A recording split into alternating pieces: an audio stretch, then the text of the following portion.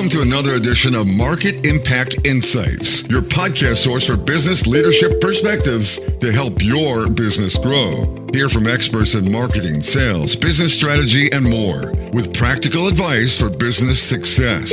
Make sure you won't miss the latest episodes by visiting marketimpactnow.com. Now, here's your host, Dan Albaum.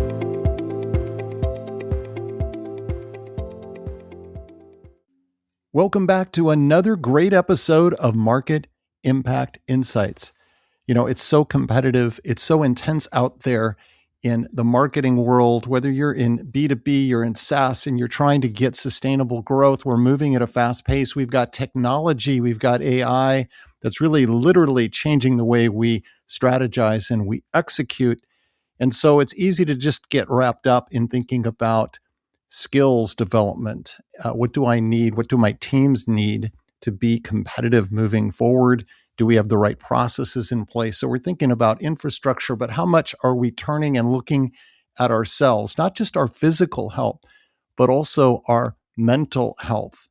And are we really optimizing how we can bring that level of health into making life better, not just your day-to-day job better? And we're going to dive into this with Rajiv Kapoor. Now, Rajiv is a marketing leader with over 2 decades of experience.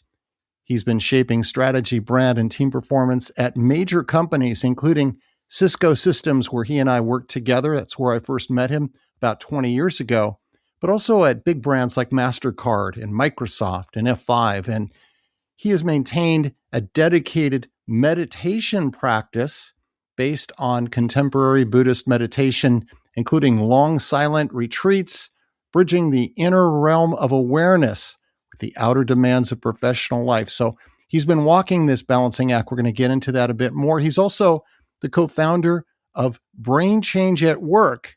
And through that, he's helping organizations cultivate team coherence and relational intelligence through on-site meditation practices and relational dialogue designed to shift how teams communicate, connect, and perform together. So this is important work supporting leaders and teams and creating the kind of environment where clarity, presence, and collaboration are just part of the way that teams work. We're going to make that more organic.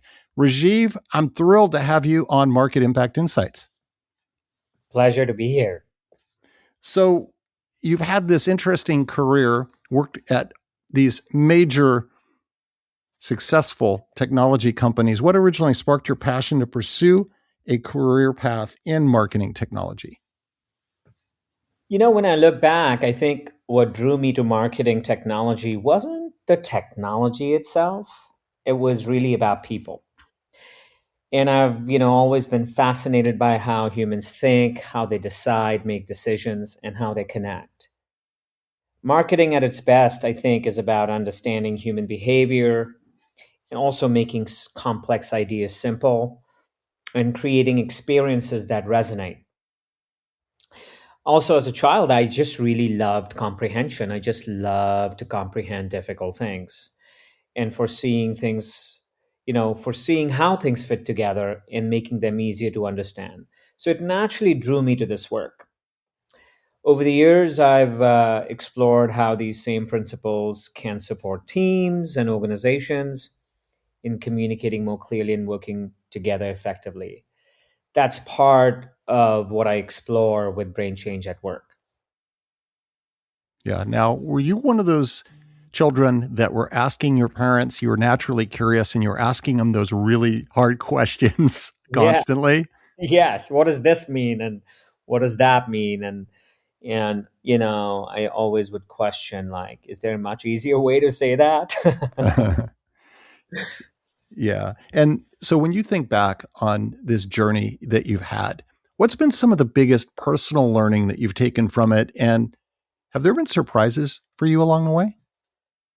Well, one of my biggest learnings, I think, has been how much the inner world shapes the outer world. Like, I think what's inside of us comes outside. And, in marketing and leadership, I think sometimes it can be really easy to focus on processes, metrics, strategies, numbers, And those are important, no doubt. I mean, this is how we gauge our performance. But I think what really makes a difference is how people show up, how they connect with each other, and how much clarity and presence they bring to their work. Hmm.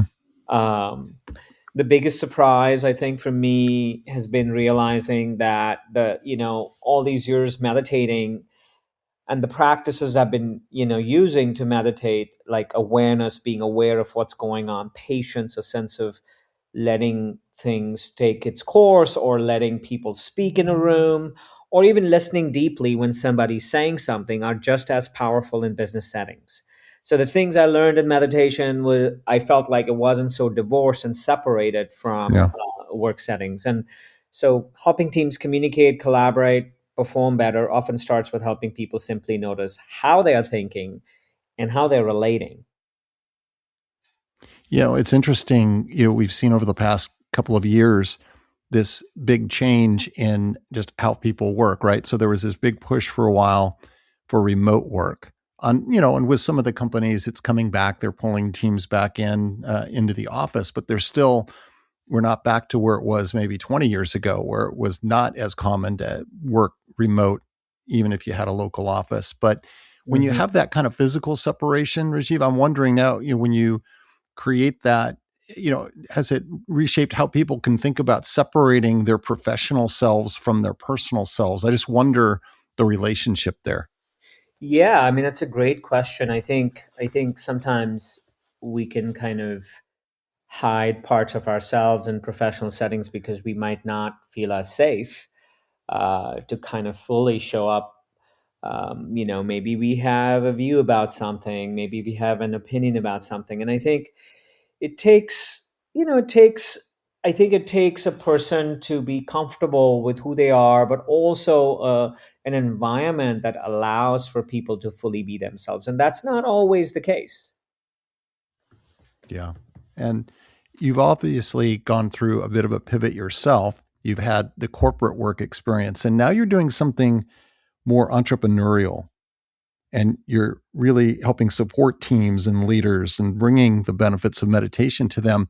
What's that pivot been like for you?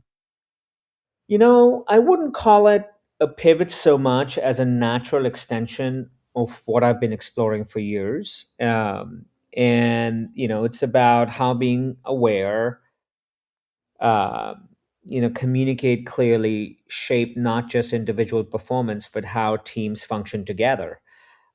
Because in corporate environments, there's no single person is always responsible. I mean, there's many pieces working together. It's like an orchestra, and I've taught meditation and relational dialogue in organizations like Mastercard and F5. As I was in corporate jobs in those companies, I was also teaching, and sometimes hundreds of people would show up to a single class, sometimes 300, Hmm. sometimes 400.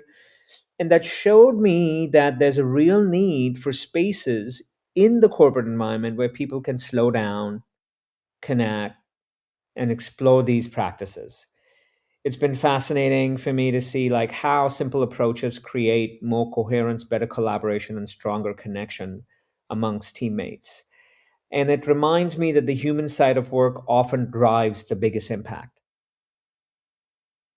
Yeah. Have you, with all of those people that have come and participated in when you're going through the teaching, have you seen initial resistance, discomfort? Then, if they keep coming back, then people all of a sudden the light bulb goes off, and it's like, oh yeah, this is good. So, have you seen that kind of transformation? Well, yeah, I think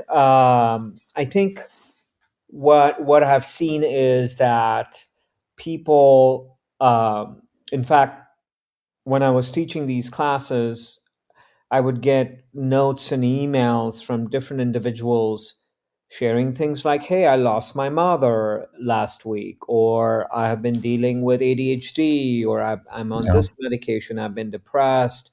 Suddenly I felt like people had room to express some of their difficulties, which somehow are not typically part of your work life. You don't talk about these things at work because you want to appear as Superman, right, with Right. no problems. And but I was amazed by how many people actually shared their vulnerabilities with me, and sensitive, tender things, and it just made me feel like this is the right kind of work to do. So, what are some of the biggest misconceptions that are still out there around meditation? I think one of the biggest misconceptions is like meditation is about stopping your thoughts or suppressing your feelings or become some kind of a spiritual or a religious person. Somehow now you're at a pedestal because now you're realized. And I think it's none of that. And I think meditation is a very practical thing. It's not something you do to, appear to be spiritual. I think it's about noticing how your mind works. It's about learning to respond rather than react. We could all be less reactive, I think. And another misconception is that it's only an individual practice. So I'm going to meditate because I'm going to become this better human being. And then, like that's just my job. It's an individual practice. And in my experience, if even one person in a team, in the room, in the meeting is mindful, is aware, it encourages naturally others to do the same, whether they have a meditation practice or not. There's something about it's like a web like effect, an influence we carry into every interaction and with everyone we are in touch with. So I find that it's not just a sitting cushion practice, like you're going to sit every day. It's not about suppressing things. It's about being aware and then responding from a place of being aware. Because typically reactions are autopilot. We know what we know and we act from what we know, and then we never have the sense of beginner's mind on questioning, oh, let me think about that, is that really true? Well, let me see what is affecting my decision here. Why do I feel what I'm feeling right now? Things of that nature. Yeah, I'm really glad that you brought up awareness because, of course, things like deep self awareness and situational awareness are kind of foundational pieces of servant leadership, which is kind of an underlying piece of what this podcast is all about, actually, in terms of exceptional leadership. And so when we talk about meditation, there's that aspect, right, of really being open and honest and looking inward, right, beginning with self. Yes, absolutely. I think it all starts. I call it the U-turn. You gotta kind Yeah. of take a U-turn and come back to what's going on for you. Yeah. And why is it so difficult for us to do that? I mean, it sounds on paper like, yes, I'll look inward, do kind of a Yeah. honest self-assessment, but we know it's really hard for us. It starts getting cringy sometimes to kind of be honest with ourselves and look inward.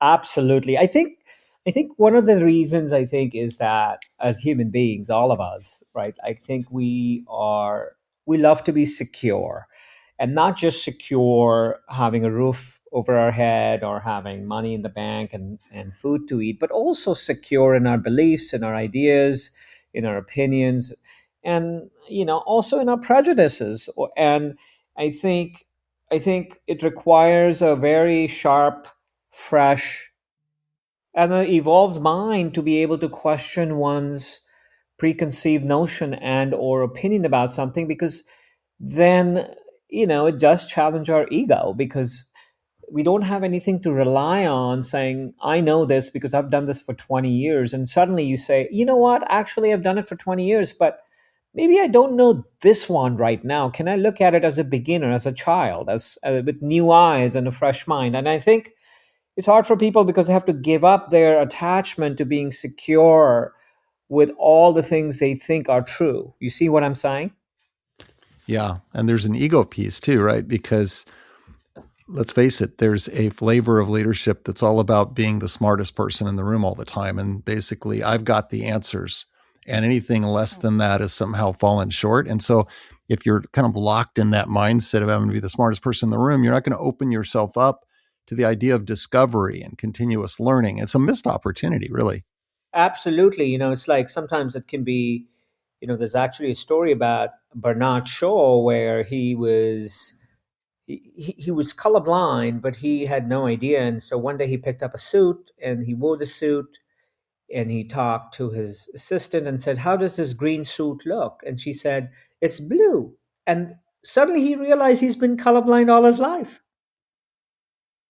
It was that moment. It's that singular moment Yeah, where it's like, we, oh, yeah, because it's always so easy for us to say, "Been there, done that." Oh, I know that one.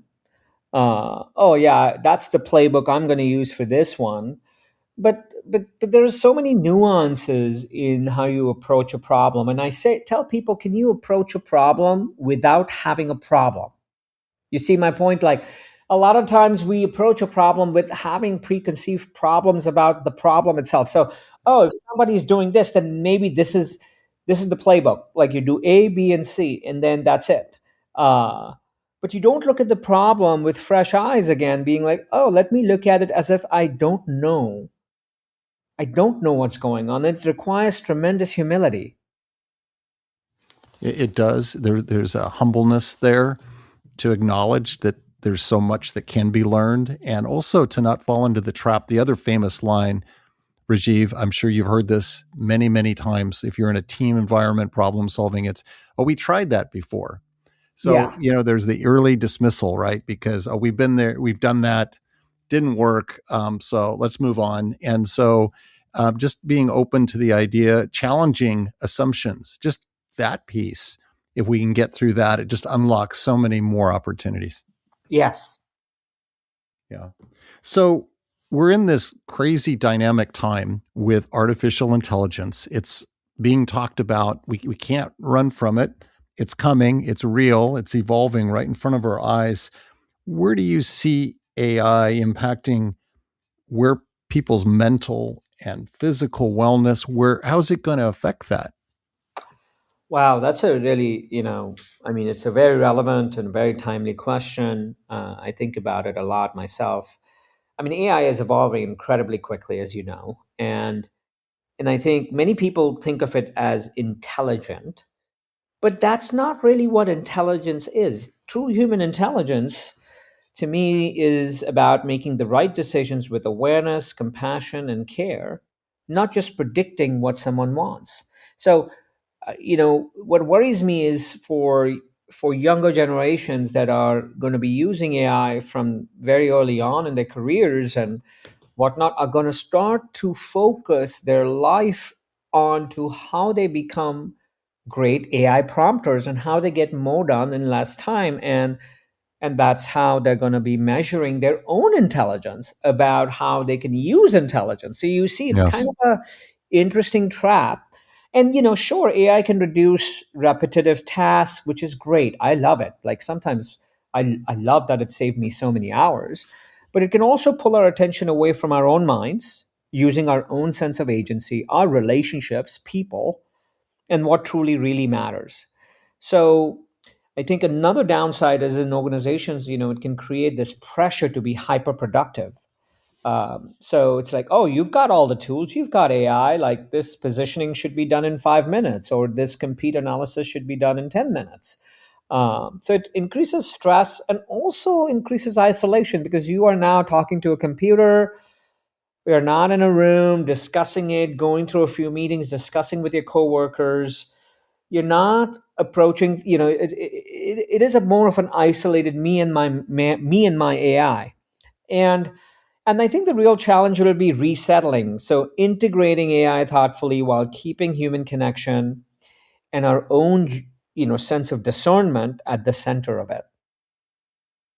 Yeah, you started to touch on this slippery slope around efficiency and productivity. And I think where a lot of people, where they're getting excited to say, oh, I'm going to be freed up, or my team, maybe it's 5 to 10 people, my team is going to have so much more time now to do other things. But what is missed is often with as you're out really promoting what you got done in less time, the powers that be have this way of raising the bar of expectation. And Yes. then what happens is, well, guess what? You're not going to have all that free time you thought you had, because one, maybe you're going to have less people because they're going to jump to conclusions and say, you don't need to have a team of 10. You only need a team of 4 or 5. Yes. And so it's kind of almost like you're creating this own spiral of never getting the more time you think you're going to get. You're just racing to reach that higher bar of more output that has now been put on your shoulders. Yes, and in time immemorial, there have been many intelligent people, but none of them had AI. So this idea of what intelligence is, I think, has to be unpacked and deeply understood as a society. I don't think AI, just because it can has all these models and kind of can bring all this information together, is not necessarily intelligence. It's more like an assistant that helps you do things based on your intelligence. And so I think the key is going to be, I don't know, I don't really like the word artificial intelligence. I just like the word artificial assistant. Yeah, because as other people that have been part of conversations on the podcast, they talk about, think of it as a tool. And sometimes AI kind of loses that definition of being this assistive tool into Yeah. this bigger, it morphs into something else, like bigger and different and maybe more ominous than that. But if we can frame it that way, preserving the importance of the human factor and our humanness as part of the go forward, then maybe that calms people down a little bit more. Yeah, and I think for younger people, as I said, I mean, people that are just coming into the workforce, I mean, they're going to be using AI from day one, and I think they're not going to know anything else. And I think that's a problem because uh, you know I think as a marketer I can tell artificial intelligence, the word intelligence has weight to it, and it has a seductive quality to it. And um, I think that's I think there have to be leaders that have to come out in the open within big organizations or even small organizations, having to talk about AI and like putting AI in its right place is how I would say it. Yeah, I mean, it sets the context, right, in any organization in terms of what the role is going to be and what the expectations are in terms of the continued role of human creativity and contribution. And that just really brings us to this whole topic of leadership. And Rajiv, you've worked in a number of different organizations, you've worked with different leaders, different styles, but at the end of the day, for you, what really separates truly exceptional leadership from just good enough? I think what separates exceptional leadership from just good enough is, I think, again, coming back to awareness, the leader's awareness, the humility, because humility is the sort of root of discovery that you said earlier, because you can't really discover something if you can't say I don't know. And this ability to create the right environment for learning to take place within an organization, because an organization is a live, pulsing thing, and the environment we create results in a lot of, has links to a lot of different processes and outputs within an organization. And I really like this quote by a Chinese philosopher, Lao Tzu. He says, "A leader is best when people barely knows he exists. When his work is done, they will say, 'We did it ourselves.'" And exceptional leaders don't need all the answers. They don't need all the answers. Their job is to cultivate spaces where people and organizations can grow and perform at their best. I think when an environment sort of elicits a non defensive and open behaviors, deep learning and collaboration can take place. So, it's about enabling others, removing obstacles, and helping teams flourish together. Yeah, it's almost like envisioning a team and, half their bodies are above the waterline, but probably underneath they're standing on the shoulders of the leader that's just there Yes. providing the support. And they're not even visible above the waterline. Yes, exactly right. So, what's the best piece of business advice you've ever received? I think I think one of the advices that I've received that is applicable in the business environment is pay attention to what's actually happening. Just pay attention. It's very simple. Awareness, right? Yeah, just pay attention to what's happening. And I think of a story of two Buddhist scholars traveling in the car. They're these PhD from Oxford, and they're sitting in the back having a healthy debate about Buddhist concepts and ideas. And the driver is driving the car, and then the car hits a sheep on the road. And instead of noticing and pausing, they just keep talking and arguing about who's right. So they're so caught up in their concepts that they miss what's happening right in front of them. And I think in business, it's the same thing. We often get caught up in what we're caught up in, but we don't notice what's really here right now. And I think plans, metrics, debates are useful, but they can't replace just observing what's here. And so, how people are working together, where energy is going, and what's real right now, that kind of attention has guided almost every decision I've made because I can I can have an idea and an opinion and I can be very firm about it, but is that really what matters? Yeah, and of course, to get that sense of that context for what's really happening, there's visual observation we can make, but a lot of times to really dig and get the truth, it comes back to really being curious, isn't it? And asking questions and doing the active listening. Absolutely, that's well said. Yes, I mean, I think it's not just a an intellectual affair to like constantly become aware in your mind, but also sensing the energetics in a room, as you said, body language, what someone said 5 minutes ago, why people are saying what they're saying, as you said, curiosity, asking questions, seeking to understand, seeking clarification, maybe saying, hey, I need a day to like sit with this and like not jumping to conclusions very quickly. And it requires, this sort of sense of discovery, as you said earlier. That's really interesting because that's another dynamic in a lot of these organizations where teams, there's a lot of meeting time, a lot of discussion, and maybe it's part of solving some sort of a problem, statement. But there can be a time when just calling a timeout, like when you or your team, you're hitting a wall, you're hitting a mental wall in any given session, right? Maybe you've been at it for a few hours. Sometimes just saying, you know what, timeout, we're going to come back tomorrow. We're going to reconvene and continue this. It's hard to do because a lot of people don't want to admit, oh, I got to get to some sort of tangible outcome out of this meeting. But sometimes just the patience to do that timeout, you can come back and it feels like, man, this is just like a fresh day, fresh team. And we're just racing now and making so much more progress, right? When you come back to it. Absolutely, such a key insight there. I mean, I think it's. I mean, I think I always have this rule wherever when I have a strong, I could call it an intuition, I could call it discernment. I still give myself 24 hours because a lot can change, in 24 You hours. have a 24-hour rule. Yes, it's a thing where this is the piece of humility, is to not be so attached to what you really think is happening or what you'd like to do.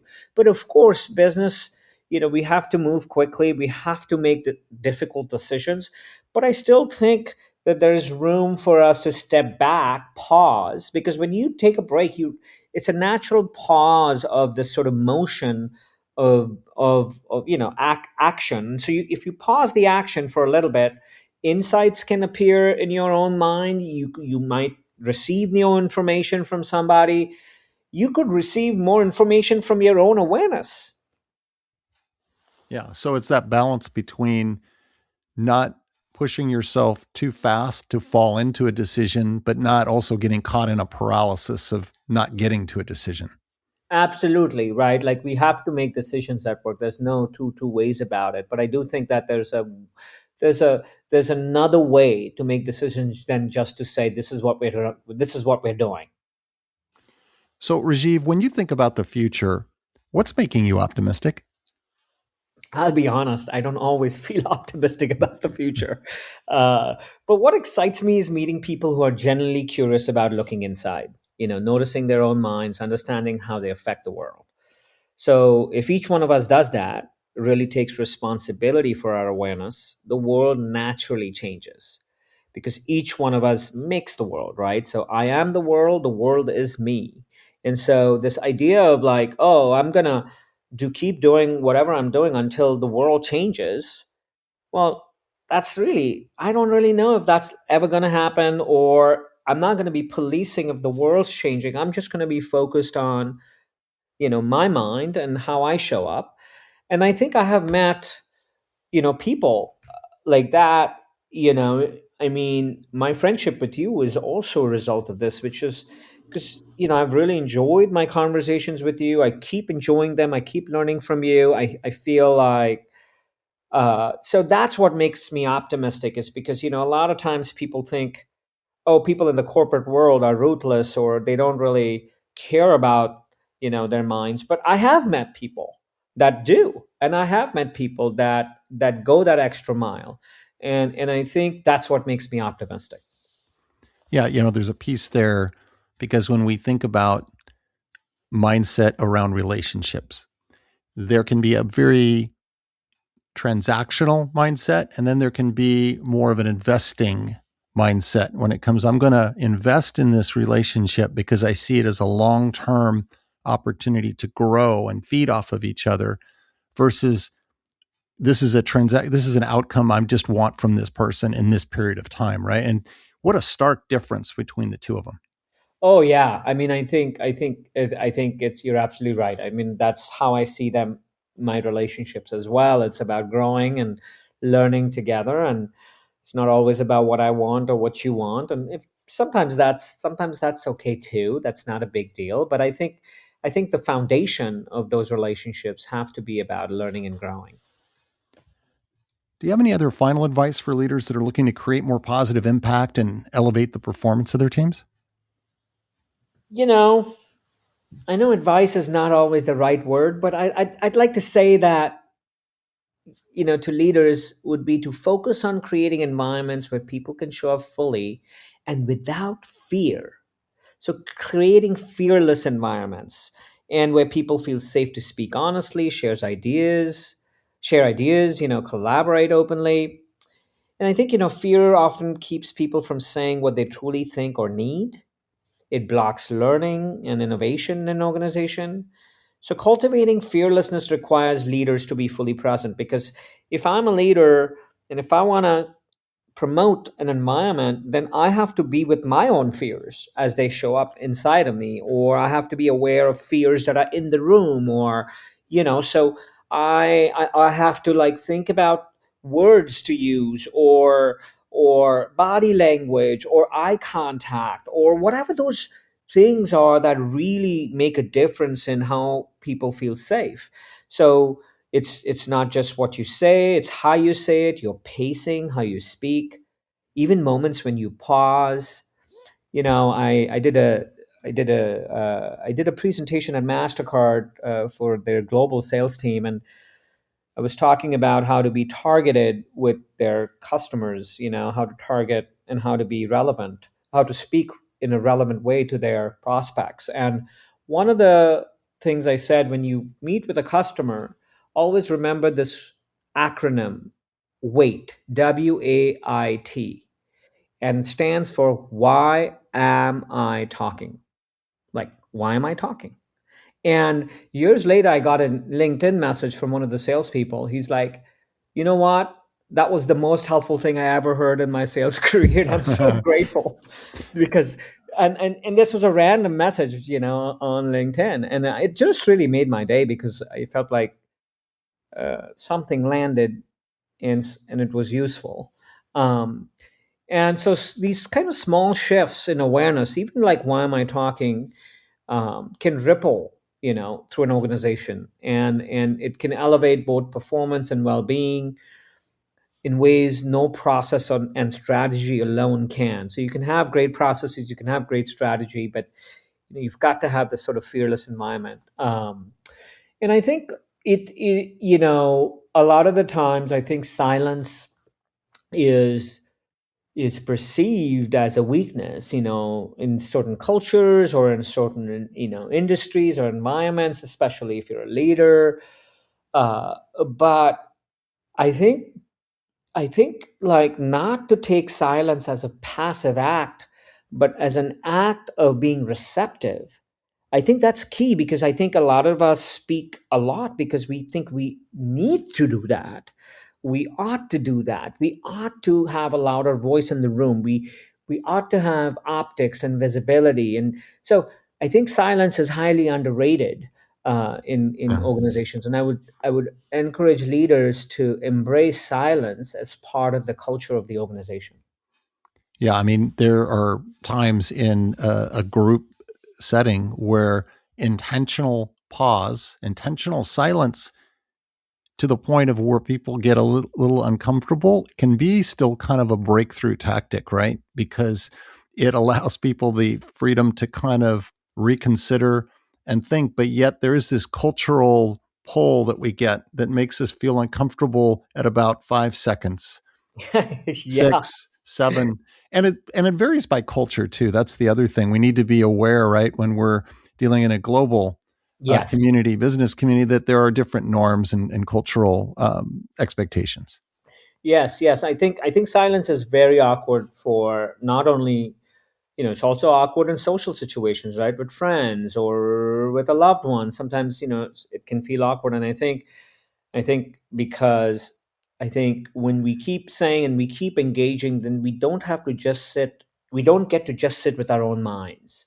And, when there is silence, there's nothing to project on, there's no screen to project anything that I know or I think, and then I have to just be with myself. And I think it's not easy for people. Well, at the end of the day, it's about being comfortable in your own skin. It's being true to yourself. It's really opening yourself up to discovery and continuous learning. Rajiv, thanks for joining and really getting us to think about not just our bodies and our work and our process, but about our brains, kind of our mental state and the benefits of meditation and all of that and the impact that you're making. Really enjoyed the conversation. Thank you so much, Dan. Pleasure to be on your podcast. And a reminder, please continue to give the gift of feedback to help make this podcast even better. You can do that by going out and giving a rating and a review. It's so easy to do on all the major podcast platforms, including Apple Podcast and Spotify. And as always, make sure to visit marketimpactnow.com for the latest in business leadership perspectives. So long until next time.